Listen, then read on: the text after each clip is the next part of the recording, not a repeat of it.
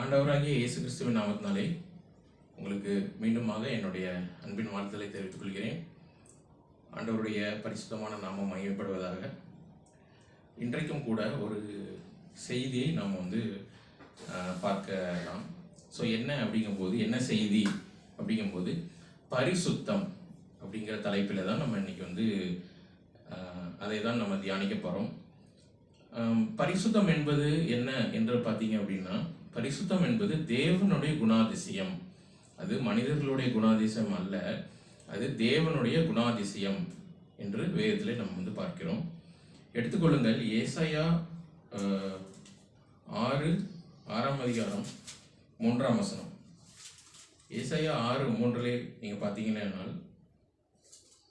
1லேருந்து வாசிப்போம். ஏசாயா 6:1 வாசிப்போம். ஆண்டவர் உயரமும் உன்னதமுமான சிங்காசனத்தின் மேல் வீட்டிற்க கண்டேன். அவருடைய வஸ்திர தொங்கலால் தேவாலயம் நிறைந்திருந்தது. சேராபீன்கள் அவருக்கு மேலாக நின்றார்கள். அவர்களில் ஒவ்வொருவனுக்கும் அவ்வாறு செட்டைகள் இருந்தன. அவனவன் 2 செட்டைகளால் தன் தன் முகத்தை மூடி, 2 செட்டைகளால் தன் தன் கால்களை மூடி, 2 செட்டைகளால் பறந்து ஒருவரை ஒருவர் நோக்கி, சேனைகளின் கர்த்தர் பரிசுத்தர் பரிசுத்தர் பரிசுத்தர், பூமி அனைத்தும் அவருடைய மகிமையால் நிறைந்திருக்கிறது என்று கூப்பிட்டு சொன்னார்கள். இப்படியாக நம்ம பரலோகத்தில் என்ன நடக்கிறது என்று பார்க்கிறோம். சேராபீன்கள் என்றால் தூதகணங்கள் என்ன செய்கிறார்கள் என்றால், ஆண்டவருடைய சமூகத்திலே அவரை சேனைகளின் கர்த்தர் பரிசுத்தர் பரிசுத்தர் பரிசுத்தர், பூமி அனைத்தும் அவருடைய மகிமையால் நிறைந்திருக்கிறது என்று தேவனை தொழுது கொண்டிருப்பதை நம்ம இங்கே பார்க்கிறோம். அப்படி என்றால் இந்த பரிசுத்தம் என்பது அது தேவனுடைய குணாதிசயம். தேவன் ஒருவரே பரிசுத்தர் என்று வேதத்திலே தெளிவாக நாம் பார்க்கிறோம். அப்படி என்றால் பரிசுத்தம் என்று எளிமையாக எப்படி புரிந்து கொள்ளலாம் என்றால், எளிமையான புரிதல் என்றால், பரிசுத்தம் என்பது ஆண்டவராகிய இயேசு கிறிஸ்துவனுடைய வாழ்க்கை, அவர் எப்படி இந்த பூமியிலே வாழ்ந்தார் என்பதுதான் பரிசுத்தம் என்று நம்ம பார்க்கிறோம். ஏனென்றால் எப்படி இதற்கு என்ன சான்று அப்படி என்று பார்க்கும் பொழுது, கொலோசையர் 1:15 நம்ம பார்க்கலாம். கொலோசையர் 1:15.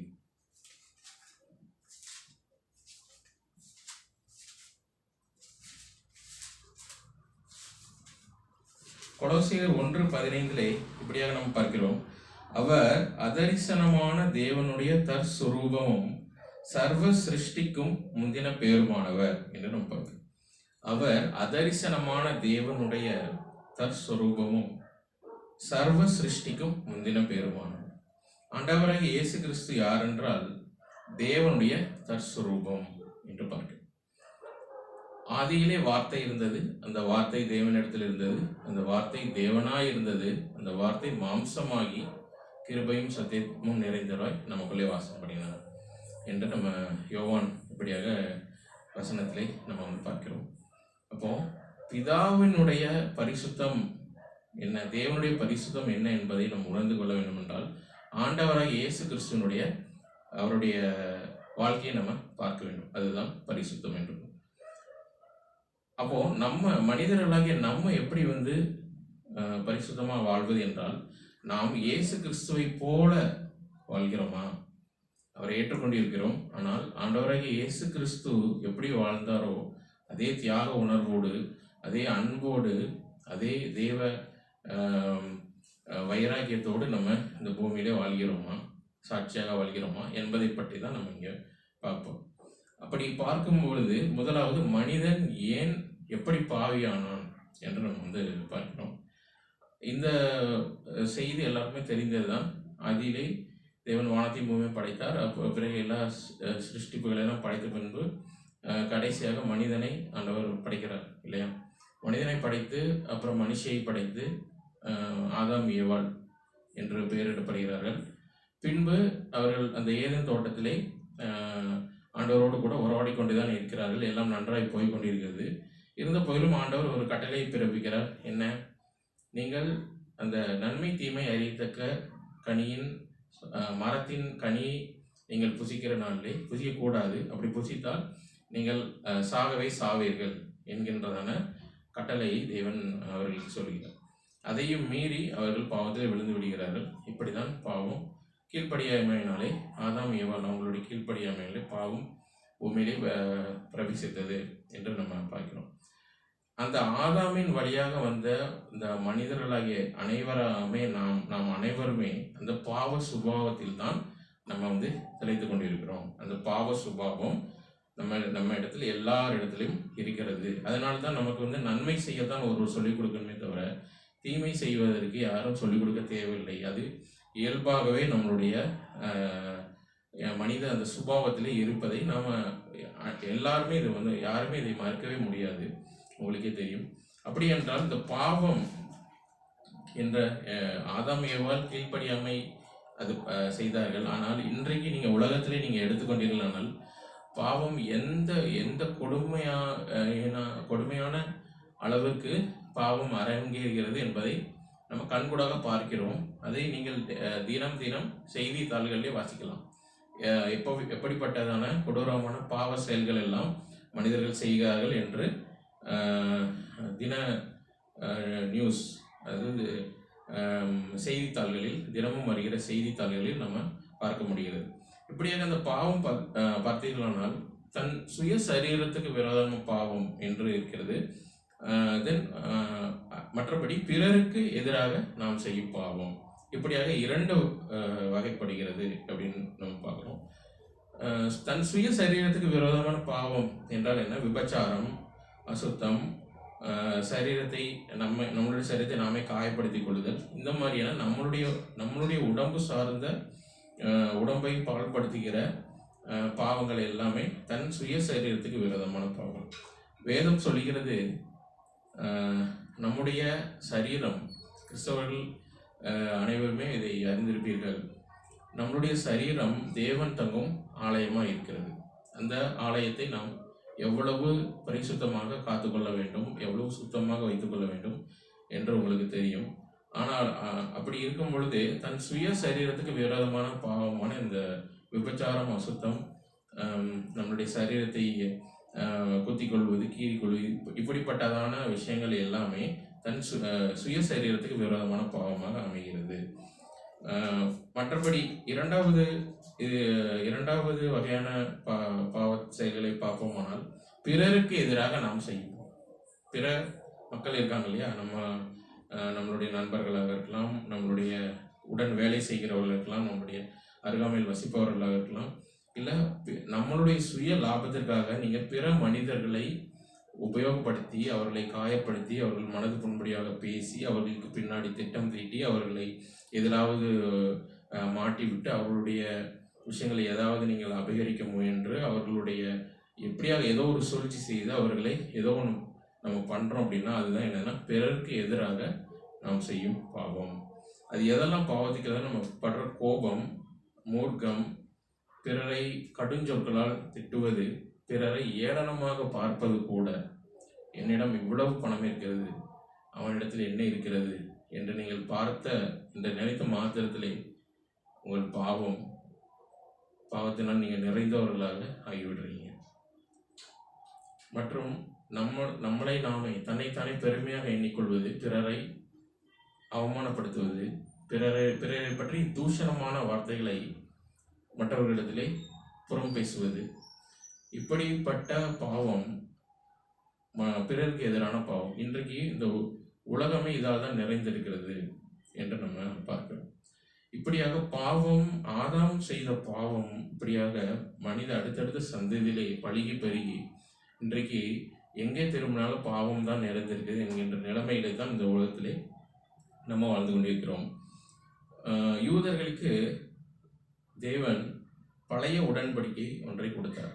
அதிலே நீங்கள் 10 கமாண்ட்மெண்ட்ஸ் என்று சொல்லக்கூடிய 10 கட்டளைகள் உங்களுக்கு தெரியும். அதில் நீங்கள் பார்த்தீங்களானால் அது எல்லாமே வெளி பிரகாரமான விஷயங்களாக இருக்கும். அந்த கடைசி கட்டளை மட்டும் பிறர் பொருளை இச்சியாதிருப்பாயாக என்கின்ற கட்டளை இருக்கும். மற்ற எல்லாமே பார்த்தீங்கன்னா எக்ஸ்டர்னலாக நம்ம பண்ணுறது. முதலாவது தேவனை நம்ம முழு மனதோட ஆராதிப்பது, தேவனுக்கு தேவனைப் போல ஒரு சொரூபத்தை செய்யக்கூடாது என்று சொல்லியிருப்பார். ஓய்வு நாளை பரிசுத்தமாக ஆசரிக்க வேண்டும் என்று சொல்லியிருப்பார். கொலை செய்யாதிருப்பாயாக, விபச்சாரம் செய்யாதிருப்பாங்க, இந்த மாதிரி 10 கட்டளைகளை வந்து ஆண்டவர் வந்து அதில் கொடுத்திருப்பார். யூத ஜனங்களுக்காக மட்டும் அந்த கட்டளையை மோசே மூலியமாக கொடுத்தார் என்று நம்ம பார்க்குறோம். அந்த 10 கட்டளைகள் நீங்கள் பார்ப்பீர்களானால் அது எல்லாமே வந்து புறமாக செய்கிற கட்டளைகளாக தான் இருக்கும். அதாவது உதாரணமாக கொலை செய்யாது இருப்பாயாக என்ற கட்டளை இருக்கும். ஆனால் அப்போ கோபப்படுவது பாவமா இல்லையா என்கின்ற ஒரு விஷயம் அதில் வருது இல்லையா? இது பழைய உடன்படிக்கையில் உள்ள விஷயம். அதே போல விபச்சாரம் செய்யாதிருப்பாயாக என்று ஆண்டவர் அதில் சொல்லியிருக்கிறார். அப்படி என்றால் இசையோடு பார்ப்பது தவறா இல்லையா என்று அவர்கள் அது தவறு இல்லையோ என்கின்ற ஒரு எண்ணத்தை அவங்க நினைப்பாங்க. இப்படியாக பழைய உடன்படிக்கையிலே அந்த 10 கட்டளைகளை நம்ம பார்க்கிறோம். அது வெளிப்புறமாக இருப்பதனால் ஓரளவுக்கு அதை நாம் எளிமையாக கடைபிடித்து விடலாம். இப்பொழுது புதிய உடன்படிக்கைக்கு வருவோம். நியூ கவர்னன்ட் என்று சொல்லக்கூடிய புதிய உடன்படிக்கை. இது ஆண்டவராக இயேசு கிறிஸ்து தம்முடைய இரத்தத்தை சிந்தி இந்த புதிய உடன்படிக்கையை நமக்கு ஏற்படுத்தி கொடுத்திருக்கிறார். இந்த புதிய உடன்படிக்கையிலே நம் வெளிப்புறமாகவும் பரிசுத்தமாக இருக்க வேண்டும், மனதும் அதாவது எண்ணங்களும் இருதயமும் கூட பரிசுத்தமாக இருக்க வேண்டும் என்று ஆண்டவராக இயேசு கிறிஸ்து உரைக்கிறார். அது என்ன என்றால் விபச்சாரம் செய்யாதிருப்பாயாக என்று பழைய உடன்படிக்கையில் சொல்லியிருக்கிறது. இங்கே ஒரு ஸ்திரீயை இச்சையோடு கூட பார்க்கக்கூடாது என்று ஆண்டவராக இயேசு கிறிஸ்து சொல்கிறார். அப்படி செய்தாலே நீங்கள் பாவம் செய்து விட்டீர்கள். இப்படியாக பழைய உடன்படிக்கையை ஒப்பிட்டு பார்க்கும்போது ஆண்டவராக இயேசு கிறிஸ்து புதிய உடன்படிக்கையிலேயே இன்னும் நீங்கள் அதிகமாக பிரயாசப்பட வேண்டும் என்கின்ற ஒரு விஷயத்தை ஆண்டவர் இதில் சொல்லியிருக்கிறார். இப்படி பார்க்கும் பொழுது நாம் எப்படி இந்த பரிசுத்தமாய் இருப்பது என்கின்ற அந்த விஷயம் வந்து நமக்கு ஒரு சவாலான விஷயமாக அமைகிறது இல்லையா? அப்போ ஆண்டவராகிய இயேசு கிறிஸ்துவின் நாமத்தினாலே அவருடைய நாமத்தை நம்ம விசுவாசித்து அவருடைய அந்த ரட்சிப்பின் அனுபவத்துக்குள்ள நம்ம வந்தபோது அவருடைய ரத்தத்தினாலே நம்ம கழுவப்பட்ட பின் நமக்கு என்ன எண்ணம் வருகிறது என்றால், அப்பதான் நம்ம இது செய்வது இவ்வளவு நாள் பாவம் செய்தோமோ, இவ்வளவு நாள் வந்து நம்ம வாழ்ந்தது பாவ மன்னிப்பு அறிக்கை செய்து தான் நம்ம ரட்சிக்கப்படுற அந்த அனுபவத்துக்குள்ள வர்றோம். ஆனால் அதுக்கப்புறமும் நம்ம சில வேளைகளே நம்மளுடைய பழைய வாழ்க்கையிலே நாம் செய்த காரியங்கள் நம்மளுடைய நினைவுக்கு வரும். ஐயோ, இப்படி வாழ்ந்து விட்டோமே என்று இந்த மாதிரியான காரியங்கள் வந்து வரும். எனவே நம்ம ஆண்டவருக்குள்ள வந்ததுக்கப்புறம் நம்ம பரிசுத்தமாக வாழ வேண்டும் என்கின்ற அந்த எண்ணத்தை ஆவியானவர் நம்முடைய உள்ளத்திலே ஏற்படுத்துகிறார். நாம் ரட்சிப்பின் அனுபவத்துக்குள்ளே வந்ததுக்கு பிறகு நாம் ஆண்டவருடைய பரிசுத்த ஆவியினருடைய அபிஷேகத்தை நாம் பெற்றுக்கொள்வது அவசியமாக இருக்கிறது. பரிசுத்த ஆவியினருடைய நிறைவை பெற்றுக்கொள்வது மிகவும் அவசியமாக இருக்கிறது. ஏனென்றால் அப்படி பெற்றுக்கொண்டால் தான் நம்ம இந்த பரிசுத்தத்தை முழுமையாக முடிவு பரியந்தம் நிலைத்திருப்பவனே ரட்சிக்கப்படுவான் என்று வேதத்தில் பார்க்கிறோம். முடிவு பரியந்தம் நான் நிலைத்திருக்க வேண்டுமானால் ஆவியானவருடைய அபிஷேகம் மிக மிக அவசியம். பரிசுத்த ஆவியானவருடைய அவர் நம்மளுடைய உள்ளத்திலே கிரியை செய்து நம்மை பரிசுத்தமாய் நம்மை காத்துக்கொள்ள அவர் தான் உதவி செய்கிறார். அவர் தான் நம்முடைய தேற்றரவாளன் என்று பார்க்கிறோம். இப்பொழுது நீங்கள் பார்த்தீங்க என்றால் எபேசியர் 4ஆம் அதிகாரம் 22-23 அதை நம்ம எடுத்து ஒரு வசனத்தை வாசிப்போம்.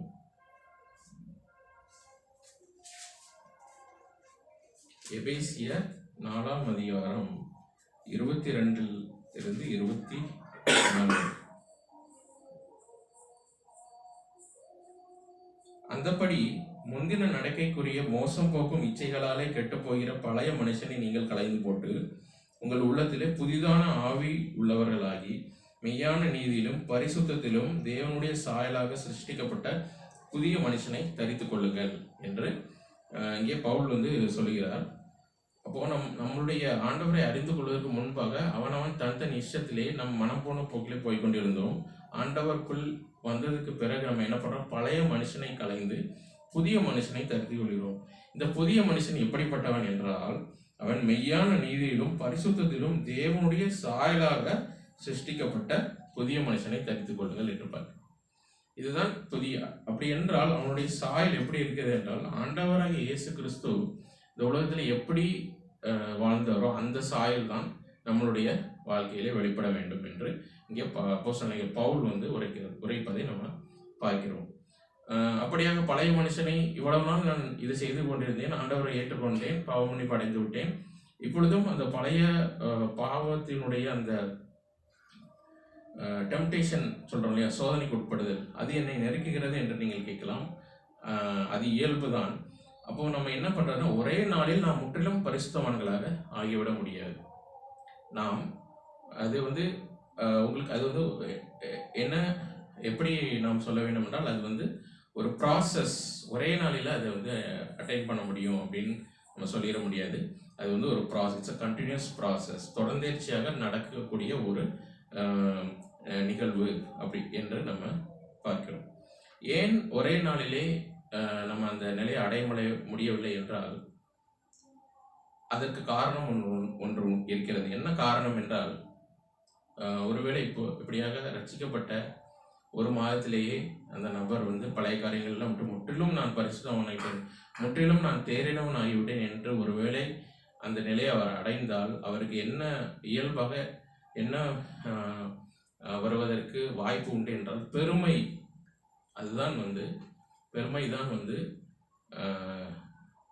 ஒரு பாவத்தில் ஒரு மிகப்பெரிய ஒரு பாதிப்பை நமக்கு ஏற்படுத்தக்கூடியது, ஆண்டவரையும் தேவனையும் நம்மையும் பிரிக்கக்கூடியது என்று நம்ம பார்க்கலாம் அந்த பெருமை என்பது.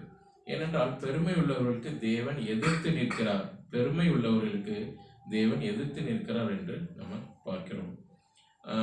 எனவே நாம் ஒரே நாளில் நாம் முற்றிலும் நான் பரிசுத்தவானாகவில்லை என்று நீங்கள் சோர்ந்து போக வேண்டாம். ஒவ்வொரு நாளும் நம்ம பிரயாசப்படும் போது ஆண்டவராகிய இயேசு கிறிஸ்து நமக்கு ஆவியானவர் தாமே நமக்கு உதவி செய்வார். இப்பொழுதும் பிலிப்பியர் 3:12 எடுத்துக்கொள்ளுங்கள். பிலிப்பியர் 3:12 பவுல் இப்படியாக சொல்கிறார், நான் அடைந்தாயிற்று அல்லது முற்றும் தேறினவனானேன் என்று எண்ணாமல் கிறிஸ்து இயேசுவினால் நான் எதற்காக பிடிக்கப்பட்டேனோ அதை நான் பிடித்து கொள்ளும்படி ஆசையாய் தொடர்கிறேன். சகோதரரை, அதை பிடித்து கொண்டேன் என்று நான் எண்ணுகிறதில்லை, ஒன்று செய்கிறேன், பின்னானவைகளை மறந்து முன்னானவைகளை நாடி கிறிஸ்து இயேசுக்குள் தேவன் அழைத்த பரம அழைப்பின் பந்தய பொருளுக்காக இலக்கை நோக்கி தொடருகிறேன். ஆகையால் நம்மில் தேறினவர்கள் யாவரும் இந்த சிந்தையா இருக்க கடவும், எந்த காரியத்திலாவது நீங்கள் வேறே சிந்தையா இருந்தால் அதையும் தேவன் உங்களுக்கு வெளிப்படுத்துவார் என்று பவுல் இப்படியாக சொல்கிறார். என்ன சொல்கிறார்? நான் அடைந்தாயிற்று அல்லது முற்றிலும் தேர்ந்தவனே என்று யார் சொல்கிறார் என்று அப்போஸ்தலனாகிய பவுல். உங்கள் அனைவருக்கும் அப்போஸ்தலனாகிய பவுலுடைய அவருடைய வாழ்க்கை பற்றி தெரிந்திருக்கும். அவர் ஆண்டவருக்காக எவ்வளவாய் பிரயாசப்பட்டு பாடுபட்டு எத்தனை அடிகளை வாங்கின அப்போஸ்தலர் என்று நம்ம அனைவருக்குமே தெரியும். அவர் சொல்கிறார், நான் அடைந்தாயிற்று அல்லது முற்றும் தேர்ந்தவனே என்று எண்ணாமல் நான் என்ன பண்றேன், எதற்காக கிறிஸ்து இயேசுவினால் நான் பிடிக்கப்படனோ அதை நான் பிடித்து கொள்ளும்படி ஆசை தொடர்கிறேன். அதை ஆண்டவர் எனக்கு என்ன பின்னானவைகளை மறந்து, என்னுடைய பழைய வாழ்க்கையை மறந்து, நான் ஆண்டவருக்காக என்னென்ன சாதனைகள் செய்தனோ அதை எல்லாவற்றையும் நான் மறந்து, ஆண்டவர் எனக்கு முன்பாக என்ன அந்த பாதையிலே ஊழிய பாதையிலே என்ன வைத்திருக்கிறாரோ அதை நோக்கி, இலக்கை நோக்கி நான் பரம அழைப்பின் பந்தய பொருளுக்காக இலக்கை நோக்கி தொடர்கிறேன் என்று இப்படியாக பவுல் சொல்கிறார். இதே சிந்தையோடு தான் நாமும் இருக்க வேண்டும். நம்மளுடைய பழைய வாழ்க்கையை நம்ம மறந்து விட வேண்டும். ஆண்டவருக்குள்ள வந்ததுக்கப்புறம் ஒரு சின்ன சின்ன விஷயத்தில் ஆண்டவர் நம்மளை பயன்படுத்துகிறார். நமக்கு ஒரு தாளந்து கொடுக்குறார். ஒரு பாடல் பாடுகிற தாளந்தாக இருக்கலாம், இல்லை பிரசங்கம் பண்ணிக்கிற தாளந்தாக இருக்கலாம், ஏதோ வேணாலும் இருக்கலாம். அதை நினைத்து நாம் பெருமை கொள்ளாதபடிக்கு நாம் அதையெல்லாம் மறந்து ஆண்டவர் நமக்கு வைத்திருக்கிற அந்த பந்தய பொருளுக்காக நம்ம அதில் முக்கியமான விஷயம் என்னென்றால் பரிசுத்த வாழ்வு, பரிசுத்தத்தை காத்துக்கொள்வது என்பதுதான். நம்மளுடைய வாழ்க்கையிலே பாவம் எதுவும் ஊடுருவி விடாதபடிக்கு நம்ம அந்த பரம அழைப்பின் பந்தய பொருளை நோக்கி நம்முடைய இலக்கை நோக்கி தொடர வேண்டும் என்று பிலிப்பியர் 3:12 அந்த வசனம் மூலமாக நாம் அறிகிறோம். ஒருவேளை இப்படியாக ஓடிக்கொண்டிருக்கும் போது இடையிலேயே ஏதோ ஒரு சோதனையிலே நம்ம அகப்பட்டு விழுந்து விட்டால் என்ன செய்வது? இது ஒரு காரியம் இல்லையா? எடுத்துக்கொள்ளுங்கள், ரோமர் 8ஆம் அதிகாரம், ரோமர் 8ஆம் அதிகாரம் 34வது வசனம். ரோமர் 8ஆம் அதிகாரம் 34ஆம் வசனத்தில் பார்த்தீர்களானால், ஆக்கினைக்குள்ளாக தீர்க்கிறவன் யார்? கிறிஸ்துவே மரித்தவர், அவரே எழுந்தும் இருக்கிறவர், அவரே தேவனுடைய வலது பாரிசத்திலும் இருக்கிறவர், நமக்காக வேண்டுதல் செய்கிறவரும் அவரே. அல்லேலூயா. ஏன் அப்படின்னு சொல்றோம்னா, நமக்கு இன்றைக்கு மனிதர்கள், நீங்க வேலை பார்க்குற இடத்துலையும் சரி, இல்லை வசிக்கிற இடத்துலையும் சரி, உங்களுக்கு பிடிக்காத மனிதர்கள் இருந்தார்களானால் நீங்கள் எப்பொழுது விழுவீர்கள், நீங்கள் எப்பொழுது பாதிக்கப்படுவீர்கள், அதை பார்த்து அவர்கள் எப்படி ஆனந்தம் கொள்ளலாம் என்கின்ற மனிதர்களாலே இந்த உலகம் நிறைந்திருப்பதை நீங்கள் பார்த்து கொண்டு தான் இருப்பீங்க. இந்த சூழ்நிலை இங்கே வேதவசனம் நமக்கு என்ன சொல்கிறது என்றால், அவரே தேவனுடைய வலது பாரிசத்திலும் இருக்கிறவர், நமக்காக வேண்டுதல் செய்கிறவர். அவர் ஆண்டவராகிய இயேசு கிறிஸ்து நமக்காக சிலுவையிலே மரித்து தம்முடைய ஜீவனை விட்டார். 3ஆம் நாளிலே உயிரோடு எழுந்தார். சீஷர்களுக்கு தரிசனமாகி அவர்களுக்கு அந்த உபதேசத்தை எல்லாம் சொல்லி முடித்துவிட்டு அவர் பிதாவாகிய தேவனிடத்தில் பரத்திற்கு சென்றார், ஏறி சென்றார் என்று நாம் பார்க்கிறோம். அங்கே சென்று பிதாவுடைய வலது பாரிசத்திலே அங்கே வீற்றிருக்கிறார் என்று நம்ம பார்க்கிறோம். இப்படியாக ஆண்டவர் இயேசு கிறிஸ்து பிதாவாகிய தேவனுடைய வலது பாரிசத்திலே வீற்றிருந்து நமக்காக வேண்டுதல் செய்கிறார். பிதாவாகிய தேவனிடத்திலே, என் மகன் அவன் விழுந்த போதிலும் அவனுக்கு இன்னொரு வாய்ப்பு கொடுக்கப்பட வேண்டும், என் மகன் அவன் தேறி விடுவான் என்கின்ற அந்த வேண்டுதலை ஆண்டவர் பிதாவினிடத்திலே வைப்பதை நம்ம இங்கே பார்க்க முடியும். அதனால் மனிதர்கள் உங்களுக்காக யாருமே இல்லை, எந்த மனிதர்களும் எங்களுக்கு உதவவில்லை, எங்களுக்கு ஆதரவாக இல்லை என்று நீங்கள் எண்ண வேண்டாம். ஆண்டவராகிய இயேசு கிறிஸ்து உங்களுக்காக பிதாவினிடத்தில் வேண்டுதல் செய்கிற தேவனாயிருக்கிறார். அதனால் நீங்கள் விழுந்தாலும் நீங்கள் அதிலிருந்து எழுந்து மறுபடியும் ஆண்டவரிடத்திலே நீங்கள் மன்னிப்பு கேட்டு மனம் திரும்பி மறுபடியும் உங்களுடைய ஓட்டத்தை நீங்கள் தொடர வேண்டும் என்று உங்களை நான் உற்சாகப்படுத்துகிறேன். ஏனென்றால் இப்போ இவ்வளவு நேரமாக நான் சொல்வதை கேட்டு நீங்கள் ஒருவேளை இப்படி நினைக்கலாம், கிறிஸ்தவ வாழ்க்கை இவ்வளவு கடினமாக இருக்கும்போது யார் இப்படி பின்பற்ற முடியும் என்று நீங்கள் கேட்கலாம். இதற்கு ஒரு வசனத்தை நான் உங்களுக்கு சொல்ல விரும்புகிறேன். மனுஷரால் இது கூடாதுதான், தேவனால் எல்லாம் கூடும் என்று ஆண்டவராகிய இயேசு கிறிஸ்து சொல்கிறார். மனிதர்களால், மனித முயற்சியினால் இது கூடாது.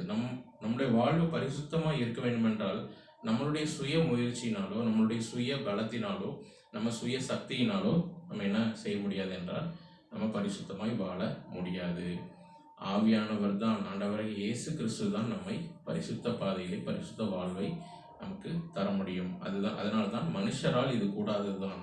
இந்த மாதிரி இயல்புக்கு மீறின காரியங்கள் மனுஷரால் இது கூடாது தான், ஆனால் தேவனால் எல்லாமே கூடும். Nothing is impossible with Jesus என்று நம்ம சொல்கிறோம். இந்த வேத வசனங்கள் எல்லாம் உங்களுக்கு பிரயோஜனம் உள்ளதாக இருக்கும் என்று நான் நம்புகிறேன்.